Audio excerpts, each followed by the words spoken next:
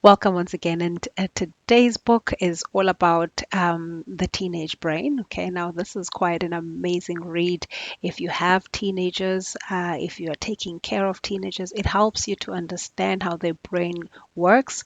It's a neuroscientist survival guide to raising adolescents and young adults. And the book goes quite in depth into explaining, the neurological aspect of things as well as the psychological aspect of things.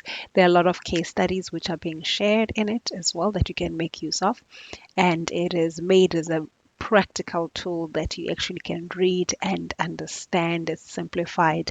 It's an absolutely good read by Dr. Francis E. Jensen with Amy Ellis Nutt. Okay, this is definitely once again an awesome, awesome read for parents of teenagers and, well, any person who really needs to understand how the teenage brain works. Okay, so there's also different illustrations that I shared to help you better understand what's being explained. There's about 17 chapters that include entering the teen years, building a brain, and using, seeing the brain under a microscope, taking risks. Also, like unwanted things like tobacco, alcohol, pot, mental illness, stress, gender matters, and the use of drugs and the digital environment that teenagers get exposed to, and we get to see how these things affect the teenage brain in a worse or in a more in a deeper level than it does the adult brain, because their brains are super vulnerable and super receptive to a lot of what they get exposed to. All right, so again, this is for parents or teachers, anyone who has a caring relationship with a teenager. If you read this book, it will arm you with facts and with fortitude. Okay, so it's an awesome, good read. And as you follow along the summary, do share the parts that strike you the most. Do share the parts that were meaningful to you as you also read the book. If you have not and you have a teenager and this summary is enticing you to reading the book and understanding it better, do share the parts that appeal to you as well. So let's look together at The Teenage Brain by Dr. Francis E. Jensen.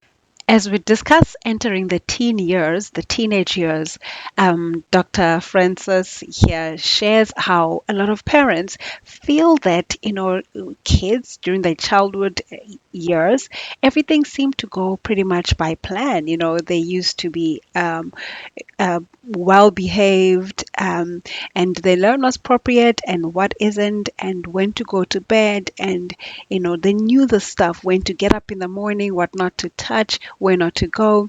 They learn the importance of school, of being polite to their elders, and when they are physically hurt or emotionally wounded, they would come to us as parents seeking for solace. So then what happens when they reach 14 and 15?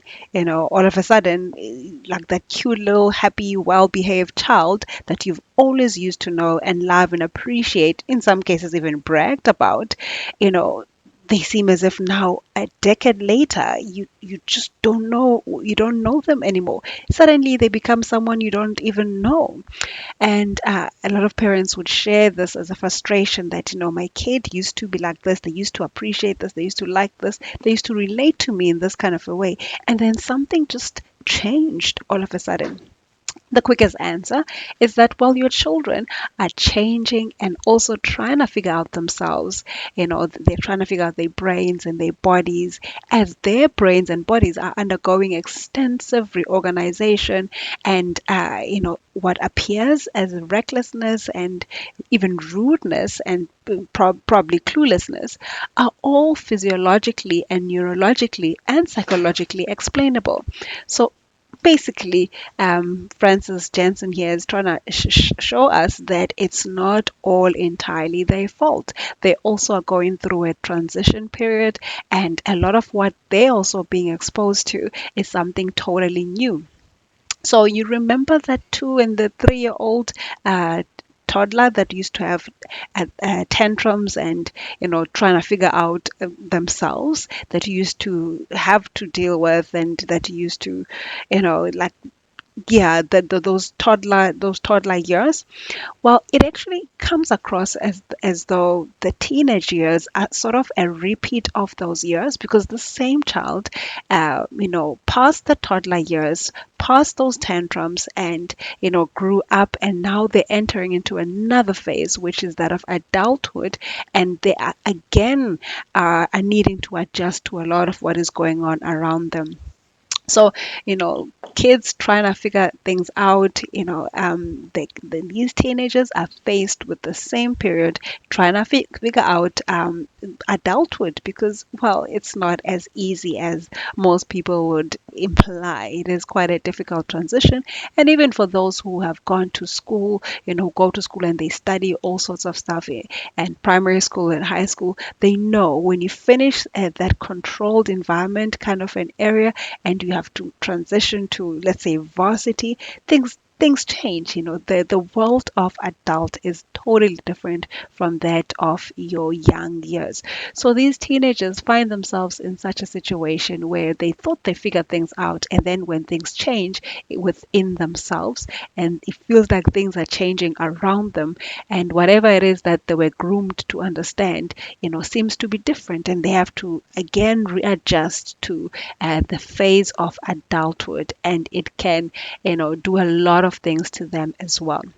And so don't be too hard on them. Okay. If you understand that this is something that they also need help with, you'll be a bit more patient. You'll be a lot more understanding. You'll think back of the years when you were a teenager, what you needed as assistance, what would have made things better for you. And you can be that person to your teenage child, instead of being impatient with them, instead of being too hard, but understand, you also went through that phase, and this is what you can do to assist them.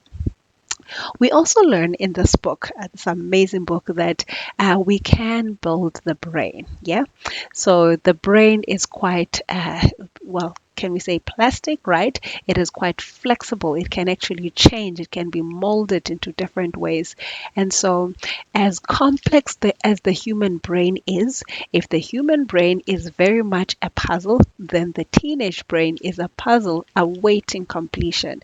It's a puzzle that still needs to figure itself out, that needs that sense of belonging. It's a puzzle that needs to find its space in the wholeness of things. So it is like a pumped up Ferrari, all get up, but it hasn't been road tested yet. So we're not really sure if it's going to, succeed very well. But it's ready. It feels ready. It looks ready in every way, and yet in most cases, it is not necessarily ready.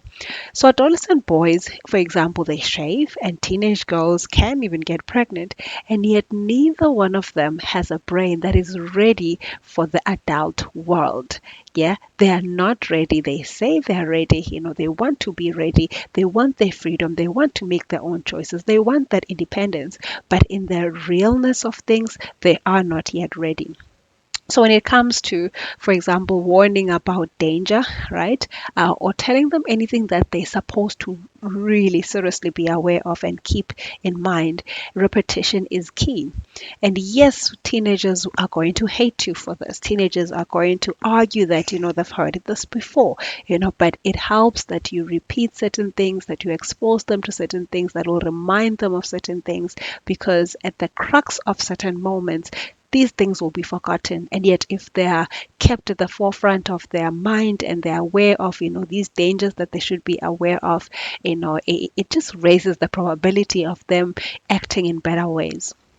So we also read about how a lot of people will multitask, and they pride themselves in multitasking. Okay, so they will go about doing so many things. I can do this and I can do that. I can do this. I can do this. I can do this at the same time. And we learn here that switching between tasks is nearly a constant need, in today's world of information overload, especially when you consider the fact that multitasking is actually a myth. So you find a lot of times we feel we need to switch. You're busy answering your email, but then something else comes up and, a phone call comes, there's something of an emergency. You're busy with this, there's an article that you need to read. There's three articles that you must read before you can answer one particular research question, for example. Or so many things are happening and there's information overload. There's so many distractions. There's so many notifications we get exposed to, on our phones and in such. And you end up really moving around, working on one item, sometimes even procrastinating on this project because it really is taking a lot of you, and it's better to just switch between. It feels easier to just go and be distracted by these quicker things, that you would rather do, watching that funny video quickly, instead of focusing on the assignment at hand. So you find that people resort to this multitasking becomes quite a habit. But fact that when someone is engaged in multiple, especially cognitively significant activities, the brain must constantly switch, back and forth between the two tasks. And when it does this, especially a lot, neither of these tasks are being accomplished well. So you find that, especially with teens who feel that they've got all of this figured out, and in some cases they would mimic, their parents, or they observe parents who do a lot of things as well, and they feel as if they can also, do a lot of things. But if you were to actually look at the standard at which each of those things is being done, it's not a very good standard. It is just touching base on certain things, and not really, doing them enough service or doing them enough justice. So the parietal lobes, they help the frontal lobes to focus. Okay. But there are limits. The human brain is so good at, juggling things that it seems as though we are doing two tasks. But in actual fact, we're not. We are robbing these two tasks. We are not completing things. We're feeling as if we're going somewhere, but we're actually going nowhere. So focusing rather happens in the parietal lobes, which dampen extraneous activity to allow the brain to concentrate on one thing and then another. So, if you are that caring parent, for example, you may want to assess your child's habit. Is your child constantly multitasking between different activities? Is your child doing this and doing that and doing this and doing that, juggling between this and this and this? There's nothing wrong, in being involved in different activities, but they should all, be given adequate focus, undisturbed focus, one item at a time. So, multitasking, therefore, is not just a myth, but it is a dangerous myth, especially when it comes to the teenage brain, because the teenage brain already is all over the place, and so you inject this dangerous chemical. I'm going to call it a chemical. You inject multitasking there as well, and so it just moves everything out of place, and this young teenage person may really find it hard to focus and get things done properly. And so this is important for the teenager as well, because in most cases, if this child, if they can learn to operate in such confusion and continue multitasking, they grow up with this. They feel that this is normal. They operate in this, and they grow to being people who cannot focus on a task. They grow to being people, who do not complete things very well because they're doing a lot of things. So you can actually help your young teen, because again, they're the most vulnerable. Help them, focus on one task at a time and see how far they're able to go into, being more effective contributors in the society that we live in for long term.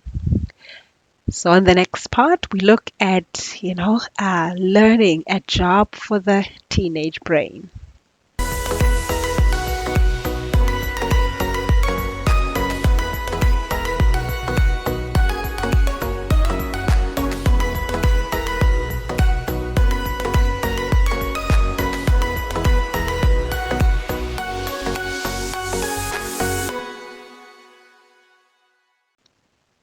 Well, even though parents would really like and probably prefer that teenage brains were like adult brains, in that, teenagers are expected to sort of, act more maturely a lot of the times, teenagers and their brains are actually different. The sooner we understand that, the better it will be for us to understand them and be able to, better impact their lives. So teenagers are different because of their brains, and specifically because of two unusual aspects of their brains while at their stage of adolescent development.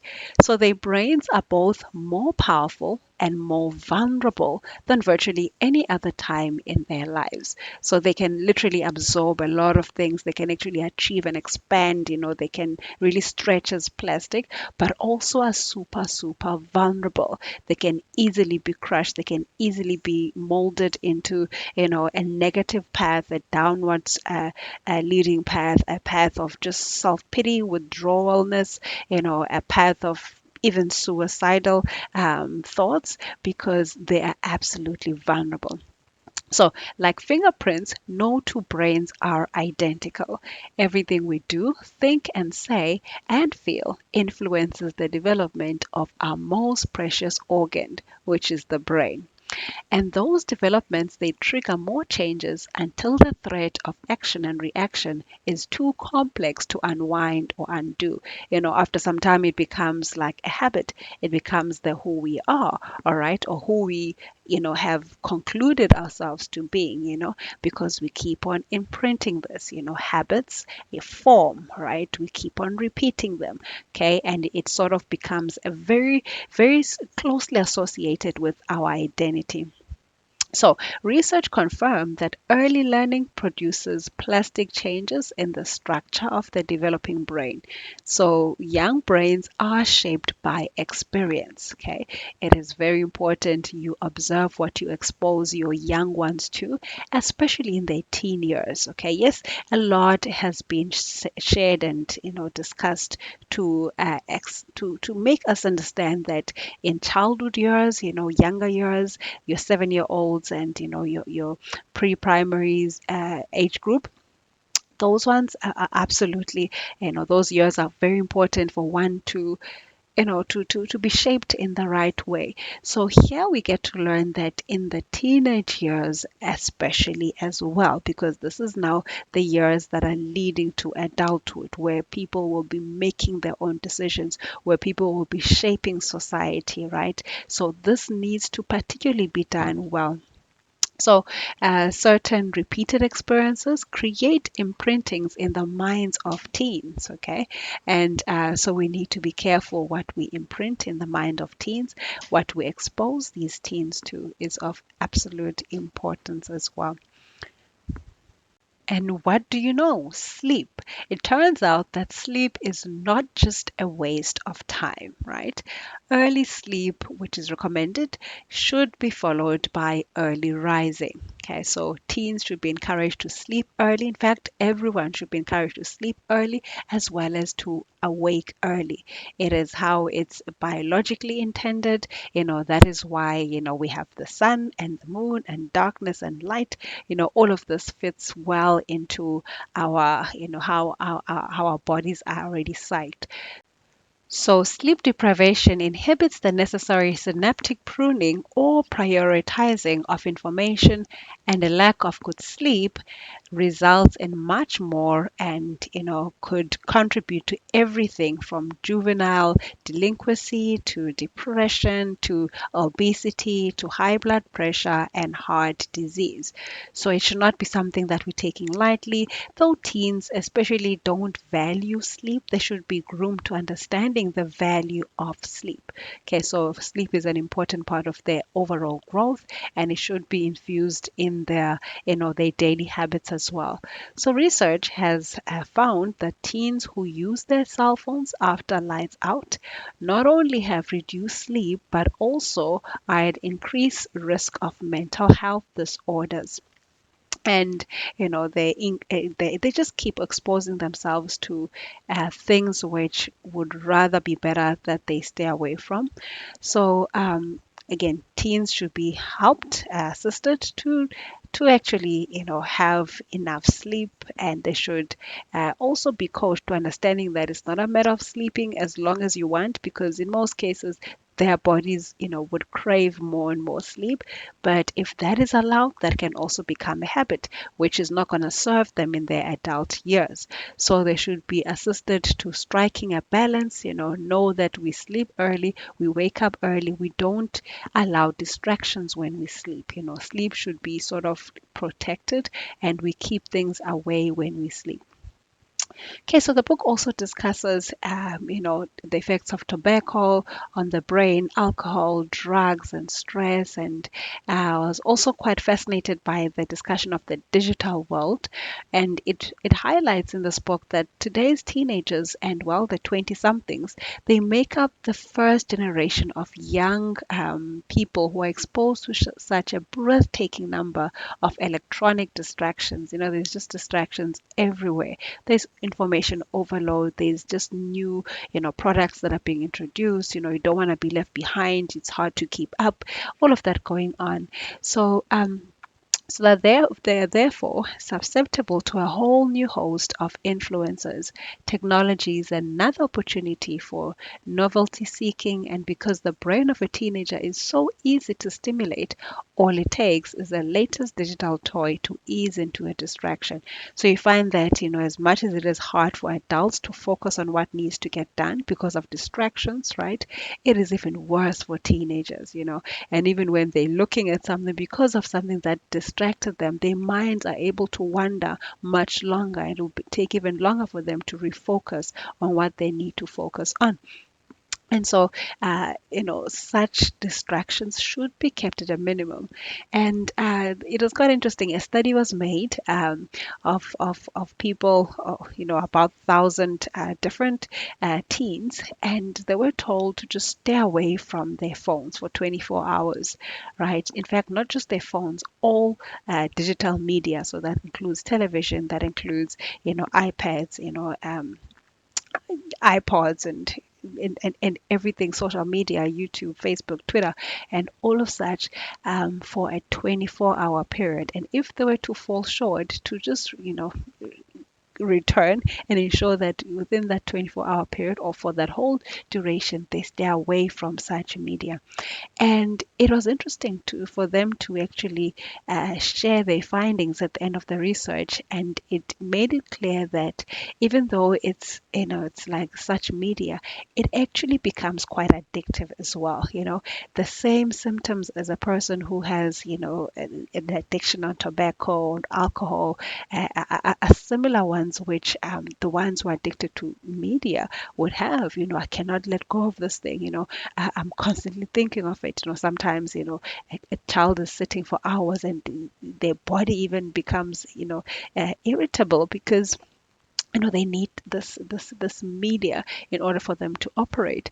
And so whenever something becomes of such a nature, we already know it is a problem. And so we encourage that we should expose teens to other stimulations and not just to media all the time, because it has a way to being addictive to them, and it can take them out of some of the important day-to-days that they need to be aware of in the everyday world. So it's important sometime to just decide, what, you're putting away digital media, you're going out and enjoying nature, you're going out and working on a craft, you're going out, and going on a trip, in a remote area, and clearing your mind, okay? You're traveling, doing such things away from such media, because it's important that, especially the current generation that is constantly exposed, they've been groomed in such media. It's important that they also get to, have a life that is not just centered on such media. So the book discusses, like we said, a lot of, it gives a lot of in-depth explanations about how the different neurons work, and how they affect, and what are the results from research, as such research is being conducted. So it is quite an important book that you can read. It's a book that you can read again and again, and also and read it with your teen, probably assess a couple of the findings and see how they affect your own teen. But it's quite important that you at least go through it and you're aware when you're dealing with the teenage brain that it's a different kind of brain that is easily stimulated, super powerful, and absolutely vulnerable. So protect it, groom it in the best manner possible, and yes, it has been done. It is possible. Well, do share your findings of this book as well. Which part was appealing to you? Which part did you most enjoy?